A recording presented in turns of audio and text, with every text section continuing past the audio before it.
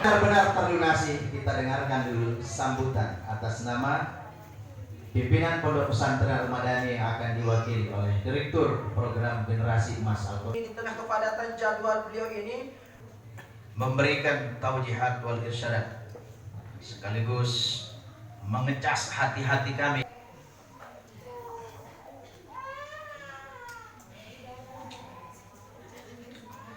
Bismillahirrahmanirrahim.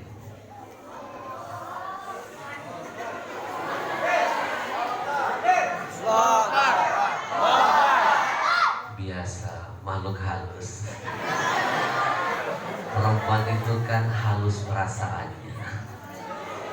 Sambutlah salam penghormatan dari hati yang paling dalam. Assalamualaikum warahmatullahi wabarakatuh.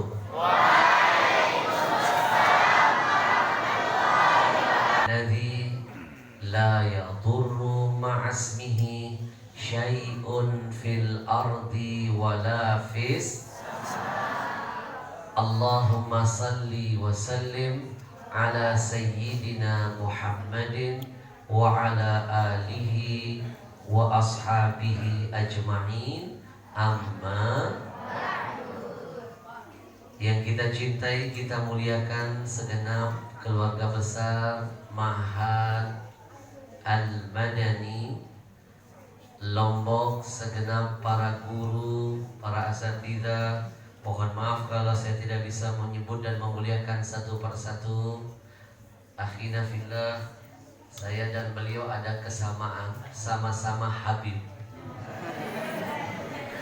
Kalau saya Habib Ahmad Al-Habsyi, beliau Habibur Rahman.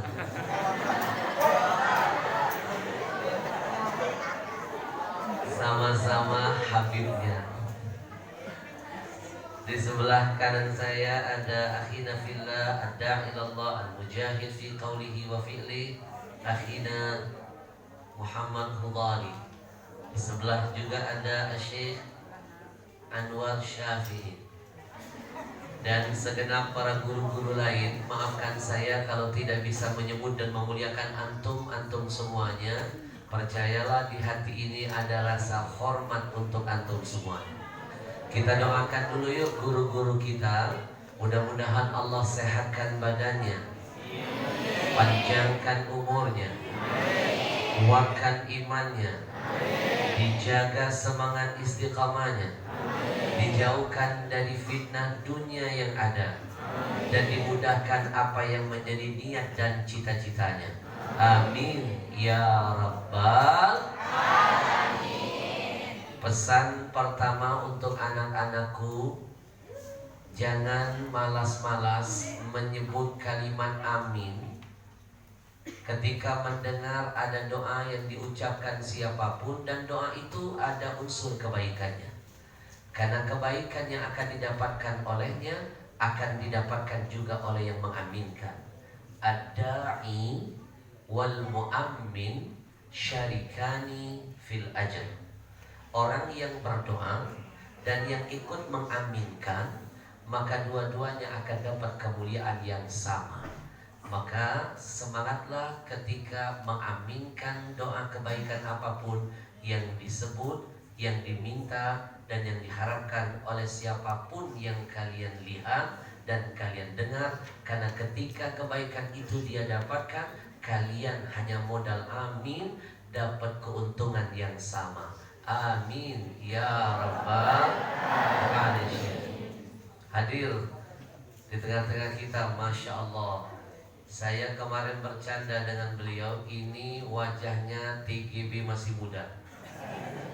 Yunasibuhu tamam. Kemarin saya bercanda, TGB muda mirip seperti beliau. Dulu saya berteman dengan TGB tahun 2007. Pertama kali saya masuk Lombok itu tahun 2007. TGB belum jadi gubernur. Masih muda, masih semangat-semangatnya, badannya masih kecil-kecil kita tuh.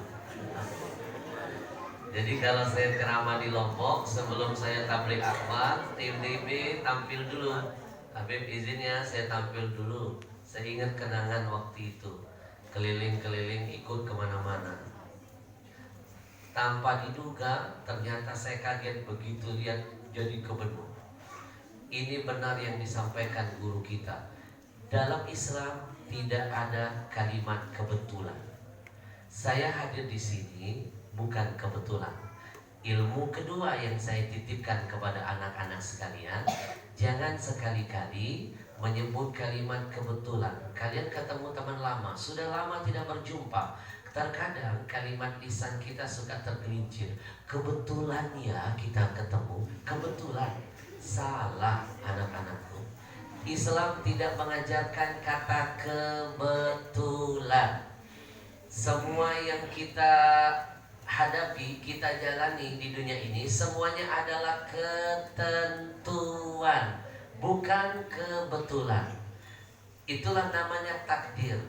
Takdir itu ada dua, ada takdir baik, ada takdir buruk. Takdir itu ada dua macam, ada yang mubrom, ada yang mu'allaq, ada yang bisa dirubah, ada yang sudah hak paten dari Allah. Nah, hari ini Allah hadirkan takdir yang terindah untuk kita semuanya, perjumpaan yang tanpa diduga-duga, dan ini takdir mulia dan indah antara kita. Dan mudah-mudahan keluar dari tempat ini akan terbentuk ikatan cinta di antara kita. Insya Allah ada CINTA, dan ikatan cinta kita insya Allah lebih hebat dari Al dan Andin.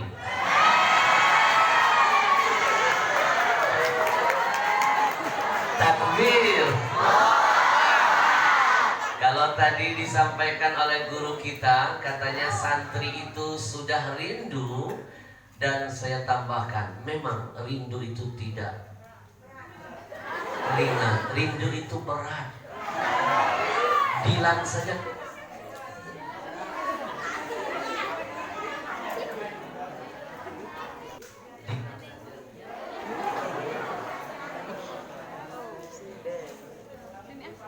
tidak sanggup memikul. Kalau listrik saja tidak mampu, apalagi Dilan. Tentu baru belajar.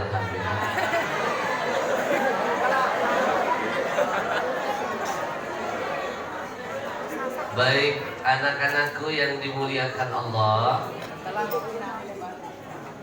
walaupun ini kali pertama Habib bersilaturahim di sini, walaupun ini kali pertama, mungkin kalian melihat saya. Sudah pernah lihat saya? Di mana? Sebenarnya saya juga sering melihat kalian dari TV. Sudah pernah nonton film Habib belum? Nanti saya bagikan link filmnya. Habib pernah bikin film layar lebar. Film itu sukses di seluruh bioskop yang ada di Indonesia, dan film ini sangat mendidik. Film ini diangkat dari buku yang Habib tulis selama 3,5 tahun. Buku ini kalau bestseller itu hanya 10.000 saja, tapi ini sudah ratusan ribu, bahkan akan tembus 1 juta buku. Mega bestseller. Dijamin kalian tidak akan bisa dapatkan buku ini, tidak akan bisa beli buku ini di toko-toko bangunan, kecuali di tempat-tempat Habib bertausiah. Buku ini saya tulis 3,5 tahun. Nulisnya sambil nangis-nangis. Nanti yang baca buku ini akan menemukan kedahsyatan di dalamnya, akan tersingkaplah kebodohan yang selama ini dia lakukan kepada ayah ibunya dan gurunya. Menangis nanti kalau baca buku ini, menangis. Buku ini dahsyat. Soalnya ada kejadian. Pernah satu hari saya tausiah di salah satu tempat yang hadir jamaahnya ribuan umat. Sekali lagi, yang hadir waktu itu ribuan umat, hidup semuanya.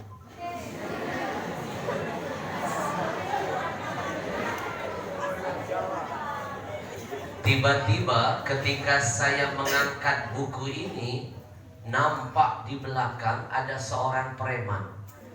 Diam-diam mendengarkan tausiah saya. Dari kejauhan saya melihat preman ini tampangnya saja sudah mengerikan. Ibarat kata anak-anak milenial sekarang, ototnya Habib otot besi, uratnya urat kawat, lehernya leher beton, mukanya asbes. Ini kayak toko bangunan. Saking mengerikan. Tapi subhanallah, rambut gondrong, badan bertatu, otot kekar, tapi saya terenyuh hati saya. Orang yang seperti ini mungkin boleh jadi di mata kita dia jelek, tapi di mata Allah karena hidayah menusuk hatinya, dia akan dibuat indah di sisi Allah. Dia mau melangkah masuk ke masjid, telinganya masih mau dengar nasihat. Maaf anak-anakku, kadang-kadang ada orang merasa ibadahnya bagus, tapi nggak pernah mau menerima nasihat dari orang lain. Ada kesombongan dalam hatinya, merasa paling jago ibadahnya. Apa bedanya kalau begitu dia dengan iblis? Iblis itu lebih dulu beribadah kepada Allah, baru Adam kakek moyang kita. Bahkan iblis lebih dulu masuk surga, baru Adam. Kenapa Allah usir dari surga? Kenapa dilaknat sampai hari kiamat? Kenapa dipastikan tempat kembalinya adalah neraka? Karena kesombongannya, merasa suci dan tidak menerima kebenaran dari siapapun, bahkan dari Allah Tuhannya. Saya lebih menghargai preman daripada orang yang merasa paling alim dan tidak pernah mau menghargai pendapat orang lain. Saya terharu lihat preman itu. Saya panggil dia ke depan, berdiri di samping saya, lalu saya hadiahkan buku karangan saya yang dahsyat ini. Kalian tahu apa yang terjadi? Betapa berkah buku ini, betapa hebat buku ini. Belum dibaca oleh preman, baru dia pegang, dia langsung meraung-raung, menangis sejadi-jadinya. Saya tanya, abang, kenapa abang menangis? Ternyata dia nangis karena nggak bisa baca.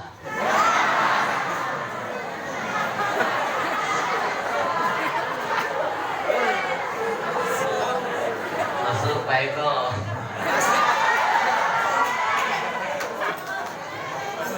Anak-anak, nanti saya share linknya. Punya handphone kan? Untuk nanti pencet linknya saya kirim nanti lewat WA. Ada 4 episode saya bagi. Satu film itu terbagi 4 episode. Pastikan kalian tonton dari episode 1 sampai episode 4. Setelah tonton, kalian kasih komen ke saya tentang filmnya. Nanti kalian akan makin sayang dan cinta kepada orang tua, makin hormat dengan guru tercinta. Filmnya keren, ada lucunya, ada tegangnya, ada sedihnya. Nonton film saya nggak cukup bawa tisu ya, kanibu.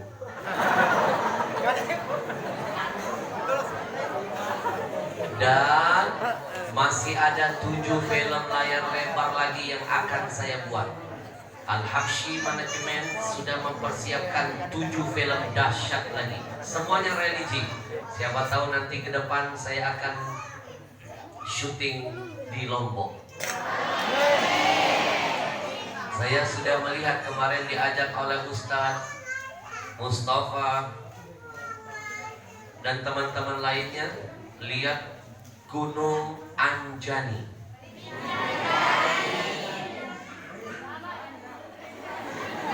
Mulut siapa? Musola buat lo. Ustaz, saya termasuk orang pertama yang menggantikan kalimat masalah buat lo. Di Jakarta saya ganti dengan musola buat lo. Saya modifikasi kalimat yang tadinya tidak syar'i menjadi syar'i. Hati-hati, hati-hati, ya. Itu bisa jadi doa. Masalah buat lo, masalah buat lo. Berarti kita mendoakan saudara kita si elu ini hidupnya ada masalah. Makanya saya ganti musola buat lu, musola buat lu. Mudah-mudahan dia rajin ke musola. Betul. Betul.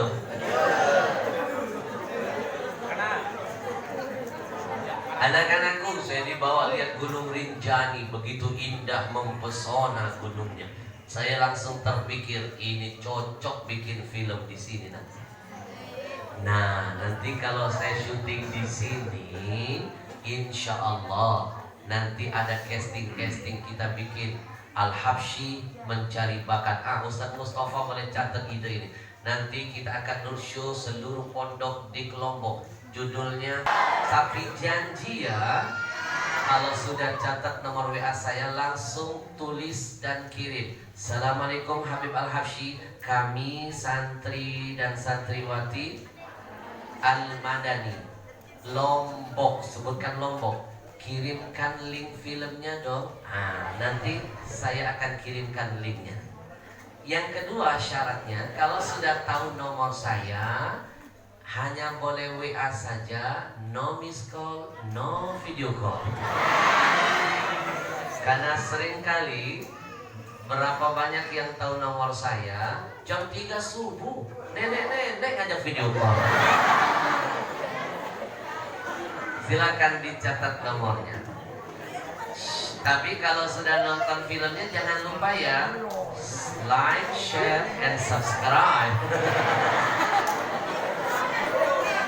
Man dalla ala khairin falahu mithlu ajri fa'ilihi. Siapapun yang ikut andil dalam semua kebaikan, maka dia sama seperti pelaku kebaikan. Kalau kalian tidak bisa menjadi guru-guru kita dalam berdakwah, paling tidak men-share dakwah-dakwah mereka.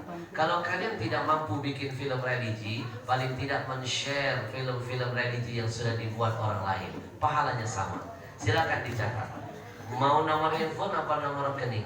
0853 2729 lagi.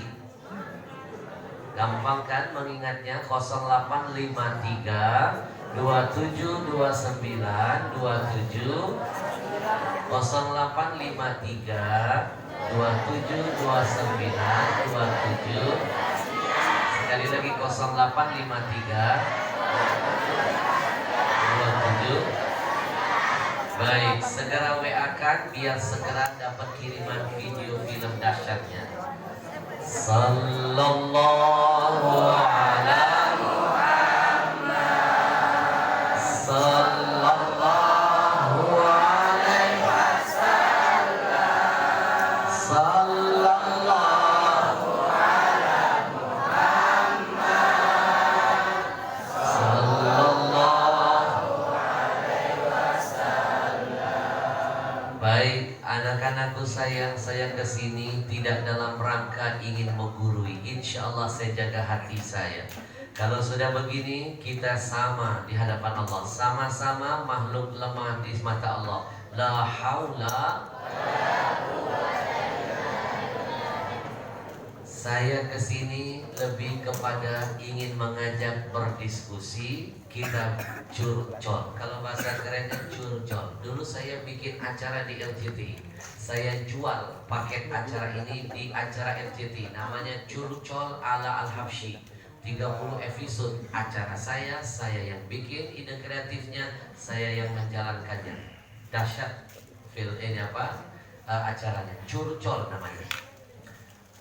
Anak-anakku, hari ini kita curcol, santai saja, tidak ada yang merasa jadi guru dan jangan ada yang merasa digurui. Kita belajar bersama-sama. Takbir. Saya terharu ketika tadi mendengar apa yang disampaikan guru kita. Yang pertama, kita dapat ilmu dari beliau. Tadi sudah saya sampaikan bahwa Islam tidak mengajarkan kata kebetulan. Semua adalah ketentuan. Anak-anakku tahu nggak? Saya tidak pernah terfikir untuk menjadi warga DKI. Saya asli dari sebuah kota kecil di Sumatera, namanya Palembang. dikenal dengan istilah wong kito galo, tapi bukan wong kito gilo. Orang Palembang kampung saya itu terkenal kuat-kuat fisiknya. Saking kuatnya bayangkan kapal selam dimakan. Namanya pempek.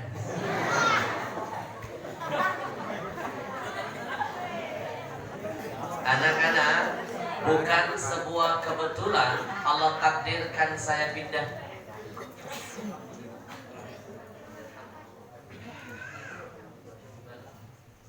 Bukan sebuah kebetulan.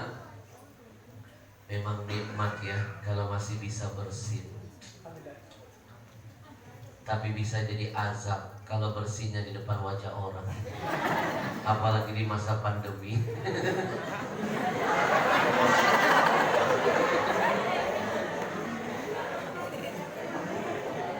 Langsung tertuduh menyebarkan virus.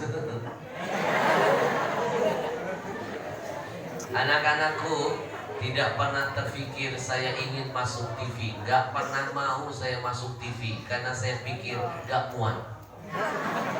Gak pernah terfikir ingin jadi terkenal, ingin masuk TV, ingin bisa hijrah ke Jakarta, gak keliling negara, keliling beberapa negara, keliling Indonesia. Alhamdulillah saya diundang tabligh akbar 2 kali di Hong Kong, 3 kali di Taiwan, Korea Selatan. Ternyata ada alumni BTS di sini.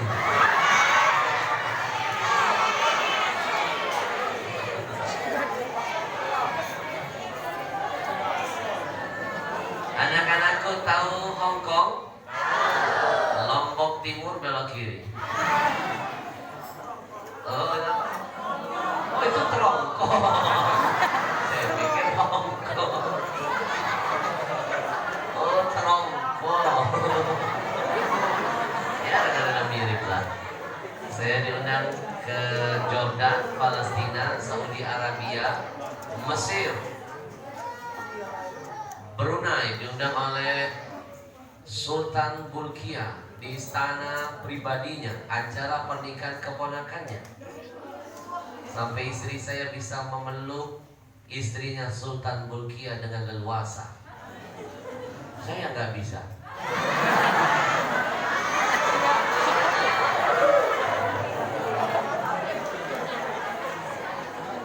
Diundang oleh Perdana Menteri Malaysia Najib Razak sebelum yang sekarang, sebelum Mahathir. Undangan resmi negara, tabligh akbar, saya jadi imam tausiah sekaligus.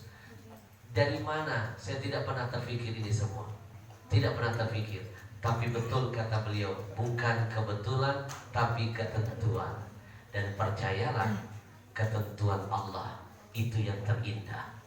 Ada kalanya Allah itu memberi bukan apa yang kita minta, tapi menghadirkan apa yang kita butuhkan dalam hidup kita.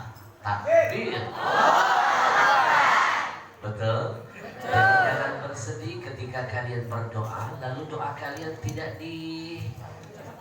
diberikan oleh Allah. Maaf ya, bukan Allah tidak mengabulkan, Allah tidak pernah tidak mengabulkan.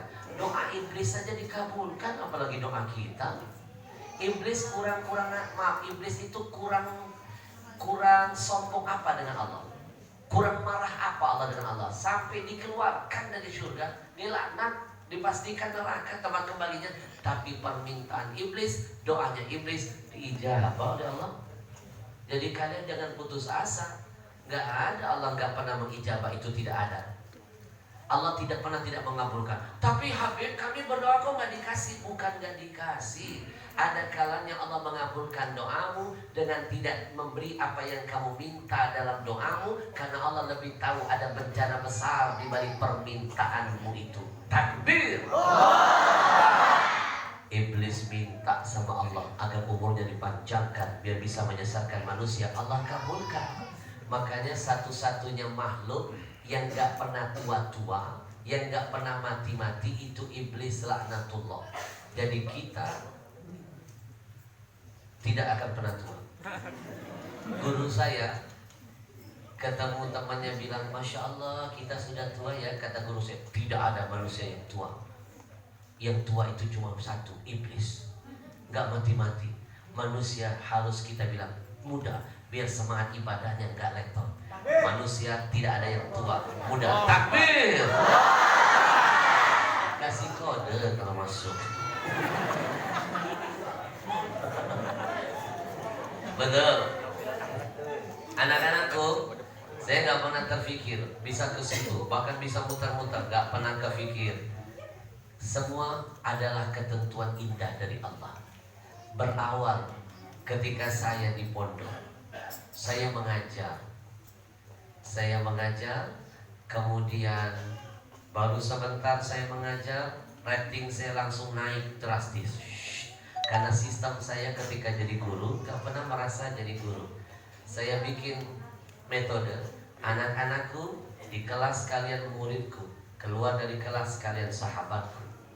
Akhirnya tidak ada jarak antara saya dengan siswa.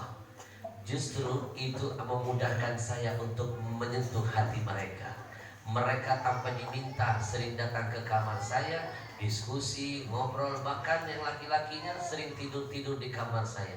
Akhirnya kesempatan saya, mulai dari yang paling nakal sampai paling baik, itu semuanya tombolnya ada di tangan saya.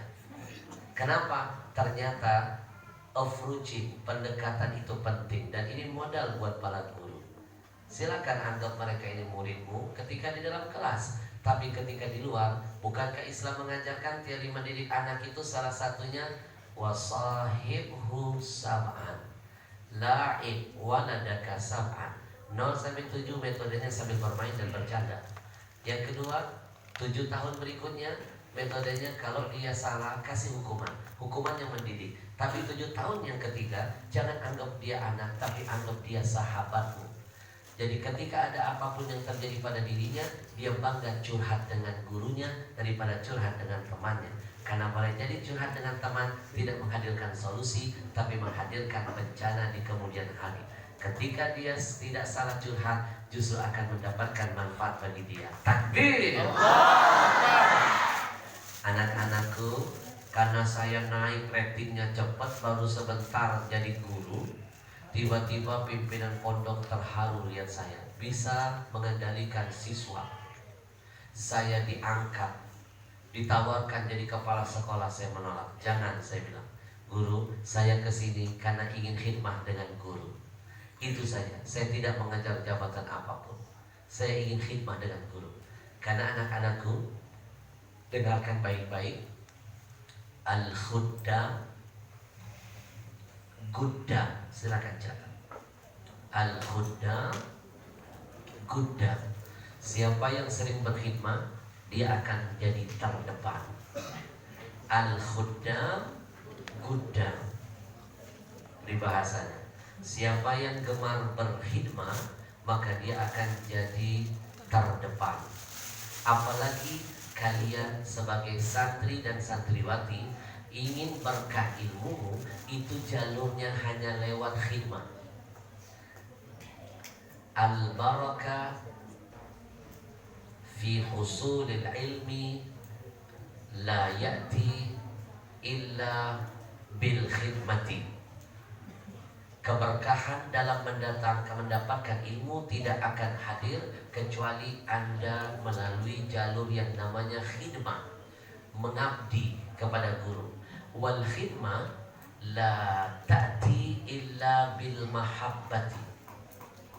Dan khidmah kepada guru tidak akan datang dalam hatimu kecuali engkau awali dulu dengan kecintaan kepada guru.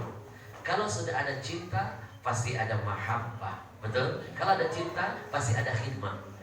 Kalau sudah khidmah, tenang-tenang saja. Kalian kadang-kadang gak perlu belajar, ilmu datang dengan sendirinya. Percayalah. Karena ilmu itu jalurnya cuma 2. Silakan catat. Ini berapa SKS kalau begini ya? Dulu saya berapa kali jadi dosen terbang di Universitas Malaysia UiTM tahun 2000-an. Sebelum saya hijrah ke Jakarta malah.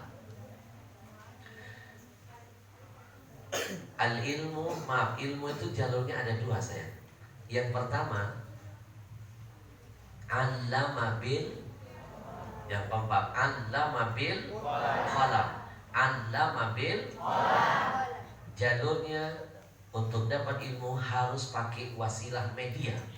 Medianya bukan hanya pena, tapi wawasan luasnya. Anda harus butuh buku, Anda harus butuh guru, Anda harus butuh pesantren, sekolah, kampus, Anda butuh seragam, Anda butuh sepatu, Anda butuh semua aksesoris yang memudahkan Anda untuk bisa mendapatkan ilmu. Itu jalurnya harus punya media. Ya, pena, buku, dan anak-anakku jangan malas-malas menulis apapun yang kira-kira bermanfaat. Saya dimanapun berjalan, kalau saya ada sesuatu yang saya tertarik, lihat baliho, lihat tulisan, saya berhenti, saya catat. Mau dari siapapun kebenaran itu. Undur maqala wala tandur. Lihat apa yang disampaikan, jangan lihat siapa yang ngomong. Hatta kebenaran itu keluar dari mulut seorang yang anak kecil sekalipun, jangan lihat yang ngomong, tapi lihat omongannya. Saya catat karena ilmu. Itulah makna utlubul ilma minal mahdi. Gak ada kata titik dalam menuntut ilmu. Koma, koma, koma. Dari mulai lahir sampai kalian tutup mata. Melek mata, tutup mata. Cuma anak-anak gaul sekarang bergeser. Dia ganti pesan itu. Utlubul ilma minal mahdi ilal kawin. Kalau sudah kawin gak mau ngaji lagi, gak mau hadir pengajian. Tentu. Padahal ketika kalian masuk ke ranah keluarga, sudah berkeluarga, kalian butuh modal yang banyak dalam ilmu. Karena ujian kalian bebannya makin berat. Anak-anakku, jangan lupa sering mencatat. Karena al-ilmu saydun. Catat. Al-ilmu saydun. Ilmu itu bagaikan apa? Buruan. Qayyid suyudaka bil hablil wathiqah. Ya, ikatlah buruan kalian dengan tali yang sangat kuat. Kenapa? Buruan itu akan lepas ketika tidak diikat. Apalagi dengan tali yang tidak kuat. Ilmu bisa hilang kalau tidak dengan catatan. Catat, catat, catat. Karena itu akan menguatkan hafalanmu, insya Allah. Baik anak-anakku, jalur pertama sudah saya bocorkan. Ada jalur kedua, jangan lupa. Nah, untuk dapat jalur yang pertama, allama bil qalam, setelah kalian punya sarananya, ditambah kalian punya keinginan, harus punya ikhtiar. Keluar dari rumah, datang ke sekolah, berkeringat-keringat, ngantuk-ngantuk belajarnya. Betul? Ada usaha, tapi ada yang hebat. Bukan ilmu, bukan kalian mendatangi ilmu, tapi ilmu yang akan mendatangi kalian. Ilmu ada yang kalian datangi, tapi ada ilmu sifatnya mendatangi kalian. Itu jalur yang langka dan tidak semua orang bisa dapat ini. Namanya allamal insan malam. Allah yang ngasih tanpa dia belajar, terkadang tanpa dia ketahui. Dan yang begini gak akan datang, gak akan bisa didapatkan kecuali dengan khidmat dan mahabbah sama gurunya. Gak akan bisa orang dapat kemuliaan jalur kedua kecuali ada kecintaan kepada gurunya dan ada mahabbah kepada gurunya. Maka salah satu bentuk cinta murid kepada guru, tidak pernah lupa mendoakan gurunya. Catat. Kalian tahu Imam Ahmad bin Hanbal kenapa mendapatkan keberkahan dalam ilmu? Ditakdirkan Allah menjadi imam mazhab keempat setelah gurunya Imam Asy-Syafi'i. Itu salah satunya mahabbahnya yang begitu dahsyat kepada gurunya Imam Syafi'i. Dan mahabbahnya, cintanya diwujudkan dalam doa. 40 tahun gak pernah absen mendoakan gurunya dalam sholatnya.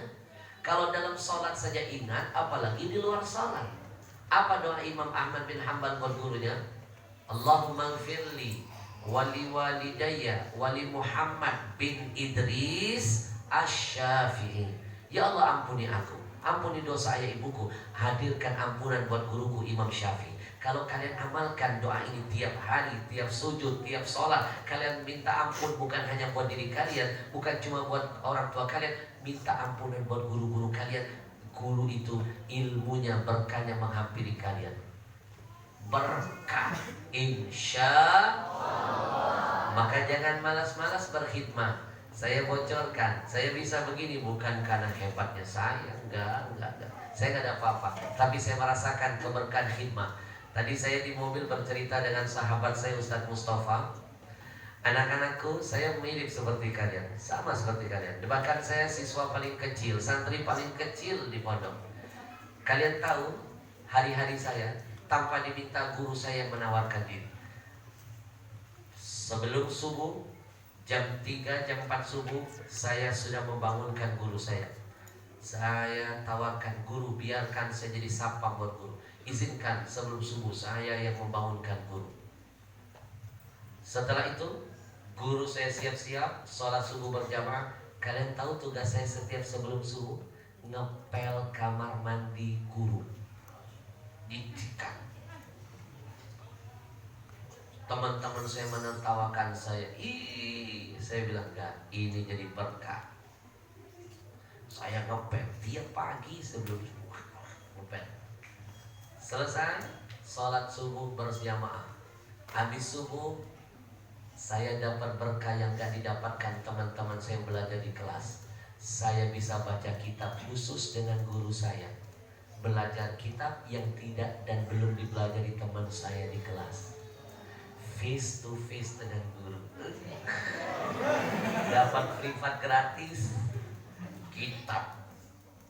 Akhirnya berkah dari dimudahkan oleh Allah. Jam 7:30 saya masuk kelas belajar sampai jam 11. Jam 11 anak-anak capek pulang, masuk kamar tidur, karena jam 12 harus kumpul di bawah sholat zuhur berjamaah. Saya pakai waktu tidur saya. Dalam hati saya niatkan, sekarang bermelek-melek dulu, nanti setelah sukses baru bisa berleha-leha. Jangan berleha-leha sekarang. Sayang. Waktu kalian sekolah di sini, kalian makan tertawa, membuang waktu-waktu kosong gak ada faedah. Itu kalian lupa, di luar sana ayah ibu kalian sedang bermandikan keringat, membiayai hidup kalian. Kepalanya jadi kaki, kakinya jadi kepala, terus dia jadi apa?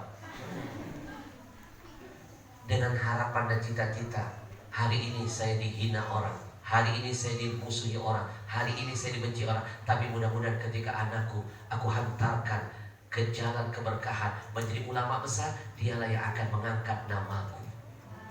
Maka keterlaluan kalau ada santri waktu kosong bukan baca Quran, bukan cari-cari ilmu tambahan, bukan ngedeketin gurunya, bukan belajar, masih punya waktu, membuang-buang waktu, itu pertanda dia akan jadi santri yang khasir, yang akan jadi santri rugi. Anak-anakku, catat, inna min alamati i'radillah anil abdi ishtighaluhu bima la ya'ni. Inna min alamati i'radillah anil abdi ishtighaluhu bima la ya'ni. Di antara tanda-tanda, sekali lagi, inna min, ini latihan imla, nanti gurunya yang membenarkan. Inna min alamati i'radillahi anil abdi ishtighaluhu bima la ya'ni.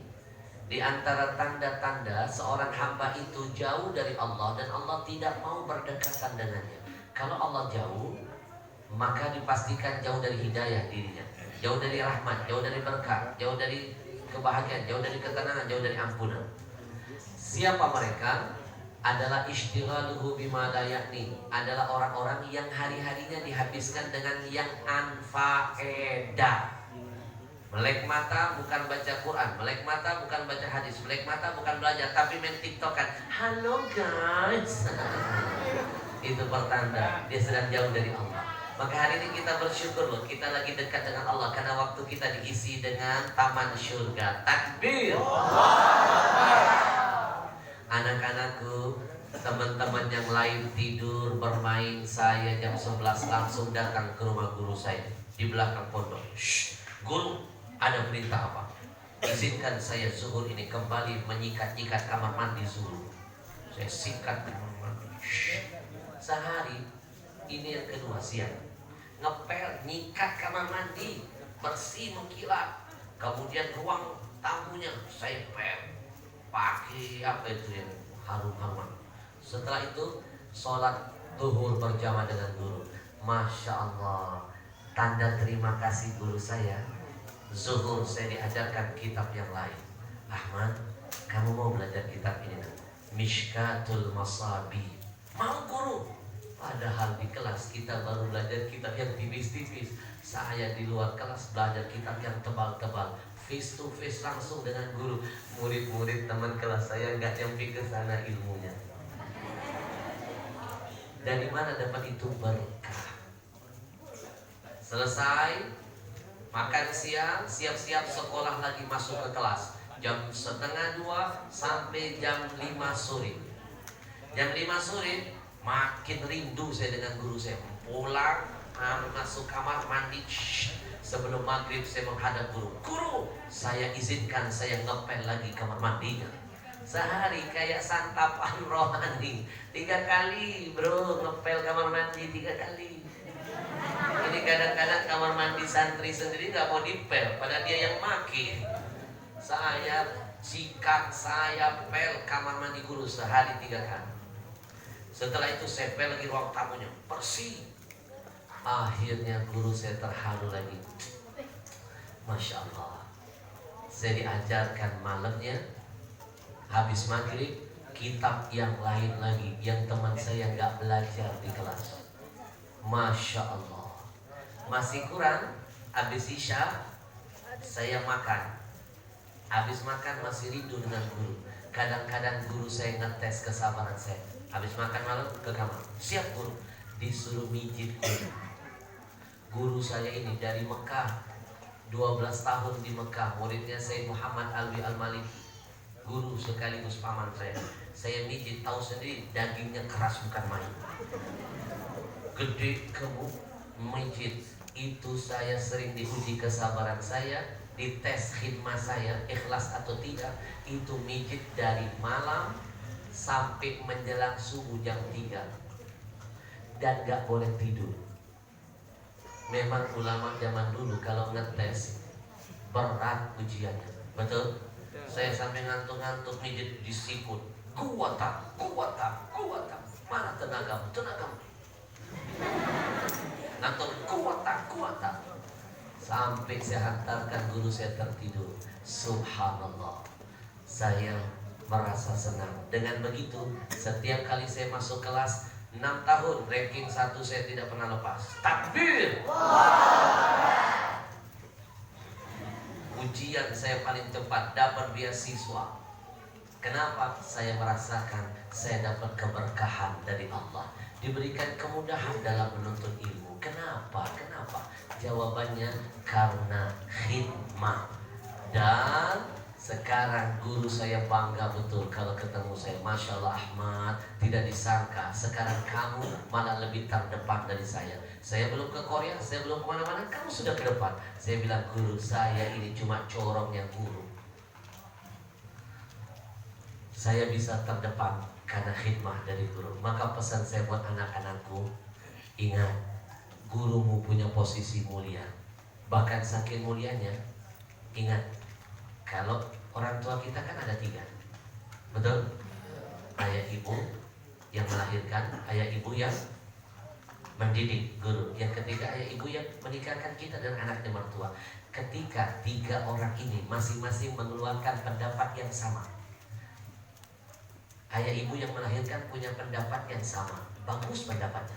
Lalu ayah ibu mertua punya pendapat yang sama, juga bagus. Lalu yang ketiga, guru mau punya pendapat yang sama, juga bagus. Pertanyaan, mana yang harus lebih dulu kamu dengarkan? Yang mana? Orang tua. Guru. Oi, guru. Guru ini menunjukkan bahwa guru itu sangat luar biasa posisinya. Kenapa? Karena pertama kali profesi yang digeluti oleh manusia namanya Adam itu adalah guru. Jadi profesi pekerjaan pertama yang Allah amanahkan kepada manusia itu guru. Nabi Adam gurunya para malaikat. Maka Nabi bangga punya profesi guru. Di antara bentuk kebanggaan Nabi bilang apa? Innama bu'ithu mu'alliman. Saya diutus di muka bumi sebagai guru. Maka jangan malas-malas doakan gurumu biar hidupnya diberkahi Allah. Amin ya rabbal.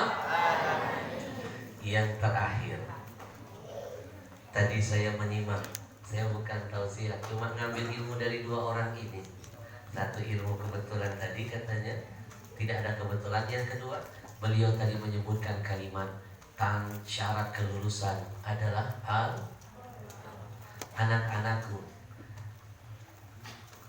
Ibn Mas'ud pernah menitipkan pesan, idza aradtumul ilma, kalau kalian, kata Ibn Mas'ud, pengen dapat ilmu apa saja, maka carilah, galilah, kejarlah, dapatkan dari Quran. Kenapa? Fa inna fihi ilmul awwalin wal akhirin, kata Ibn Mas'ud. Karena sesungguhnya dalam Quran ini semuanya sudah lengkap. Kamu bisa dapatkan ilmu orang-orang terdahulu, bahkan ilmu orang-orang yang akan datang. Ilmu dahulu dan ilmu yang akan datang, semuanya ada di sini. Semuanya ada di sini. Bahkan tidak sedikit orang barat, orang kafir yang tidak percaya dengan Allah tapi membenarkan dahsyatnya Al-Quran.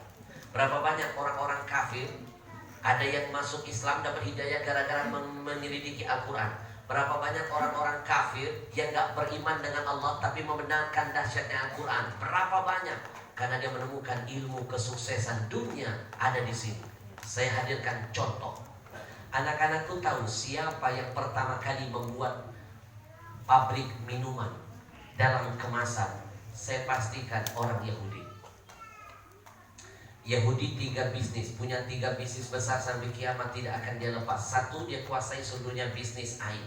Dua, food, makanan. Tiga, energi. Kenapa dia tahu dan dia tandai bahwa minuman itu bisnis yang paling menjanjikan sampai kiamat gak akan padam? Karena dia mengaji dan mengkaji. Melalui dia mendapatkan janji ilahi. Quran ini hudan linnas, bukan hanya hudan lil mu'minin, tapi petunjuk Allah siapkan buat manusia. Siapapun dia, apapun agamanya, dia mau mengaji, mengkaji, dia akan menemukan petunjuk. Orang Yahudi bikin perusahaan air minum, dia dapatkan ayat Allah, waja'alna minal ma'i kulla syai'in hayy. Kami jadikan dari air semua bisa hidup. Mereka ngaji, mereka kaji, mereka amalkan ayat ini. Mereka bukan cuma hidup kaya raya gara-gara jualan air. Siapa pembeli terbesarnya? Masjid kita, pesantren kita, yang ceramah ulama kita, yang hadir jamaah kita, acara di masjid kita, yang dapat untung minuman Yahudi. Untungnya dia kirim ke Israel, dia beli senjata, dia bantai saudara kita di Palestina, dia dapat untung, kita dapat dosa. Karena kita ta'awun 'alal itsmi wal 'udwan. Betul? Itu sebabnya saya bikin perusahaan air minum sendiri, promosi. Ini namanya menyelam sambil minum air. Nah, kalian keluar dari pondok jangan cuma jadi guru, jangan cuma jadi pendakwah, jangan jadi cuma pengajar, jadilah pebisnis. Saya punya 5 perusahaan. 3 perusahaan saya bergerak di bidang umroh dan haji. 3. Kalau digabung 3 perusahaan umroh haji ini, jamaah saya sebulan bisa 3.000 orang. Nanti saya akan buka cabang di Lombok. Terbuka kalau mau jadi agen-agen. Berangkatnya nanti bareng saya. Harganya bersaing se-Indonesia. Yang kedua, saya punya perusahaan konveksi. Semua yang menempel di baju saya ini desain saya sendiri, konveksi kami sendiri, jahitannya kualitas internasional, promosi. Silakan lihat dan kunjungi Instagram kami @alhabsyi_gallery. Anak-anakku, saya punya perusahaan yang kelima bergerak di bidang minuman. Saya namakan Ajwa, ngambil berkah kurma Nabi. Ini minuman dikhatamkan 30 juz Quran di setiap mata air yang ditemukan. Nanti saya kirimkan videonya lewat WA. Dahsyat, minuman ini mengalahkan 30 merek minuman. Evian, Equil, Clio. Air kangen saja kalah, apalagi nggak kangen. Maka dinamakan Ajwa. Ada singkatannya Ajaib Water. Tapi kata anak saya ada singkatan yang lainnya. AJWA hurufnya. Artinya Al-Habsyi jual water ajib.